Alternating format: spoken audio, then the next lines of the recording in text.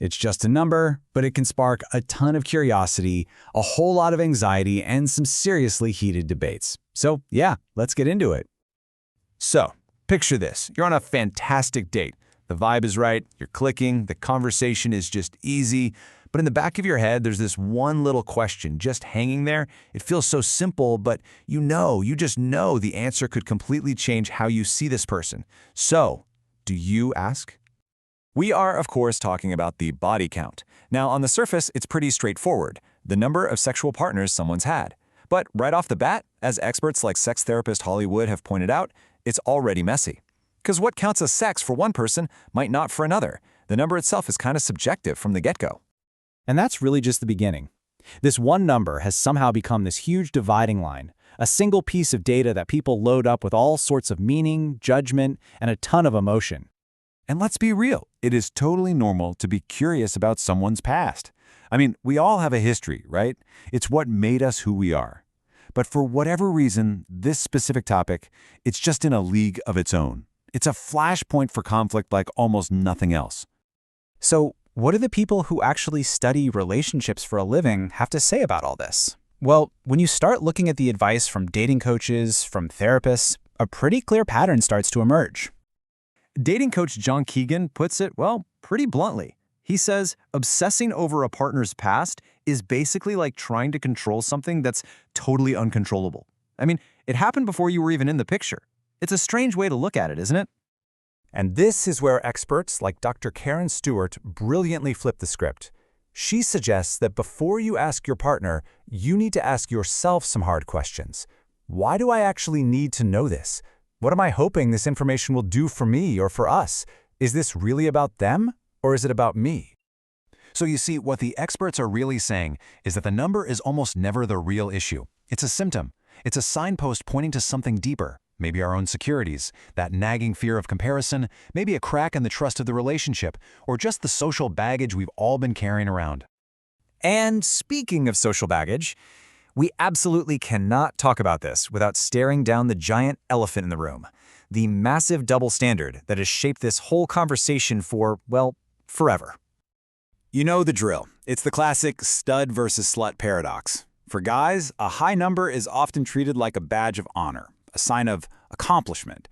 But for women, that very same history, it's often used as a weapon, as a reason for judgment and slut shaming. Same behavior, completely different verdict. It's wild. So, okay, the experts are saying the number doesn't really matter, and we know there's this huge unfair societal double standard. Case closed, right?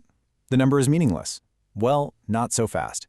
What if I told you that some recent science adds a fascinating and really unexpected twist to this whole thing? Okay, this is where it gets super interesting. A researcher, Dr. Andrew G. Thomas, decided to look past just the raw number and ask a totally different question. What if the timing of someone's past matters more than the total count? He set up this simple but really clever scenario. Imagine you have two potential partners. Person A has had 36 partners, but most of that was years and years ago. Person B has only had 12 partners, so a third as many, but most of them were in the last year. So take a second, be honest with yourself. If you're looking for something serious, who do you choose? Who seems like the safer bet for a long-term relationship? The results were, well, they were stunning.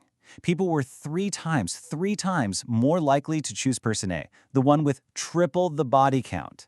The key factor wasn't the number itself, it was the context. A busy past that was clearly in the past was seen as way more desirable than a more recent pattern of casual hookups. And this wasn't just a small one-off study. This was expanded to a massive global study. We're talking over 5,000 people in 11 different countries, and the results held up. They called it the forgiveness effect. People are just more willing to forgive a high number if it's ancient history. And get this, in these specific judgments, they found no clear evidence of that stud versus slut double standard. Men and women were being judged in a very similar way.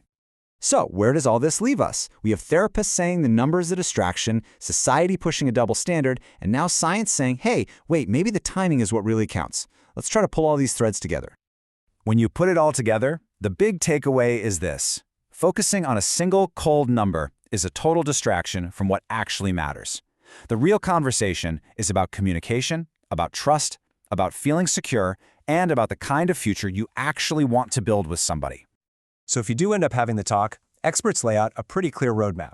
First, do that self-reflection. Second, remember that setting boundaries is okay. You don't have to share if you don't want to. Third, if your partner does share, your only job is to listen without judgment. And finally, and this is the most important part, pivot. Shift the conversation away from the past and toward the future you're creating together. In the end, a person's past is just that, their past. It's a collection of stories that were written long before you showed up. And while those stories shaped them, they don't have to define the one that you write together. Because what really matters isn't the number of people in their old stories, it's the story you decide to create from here on out.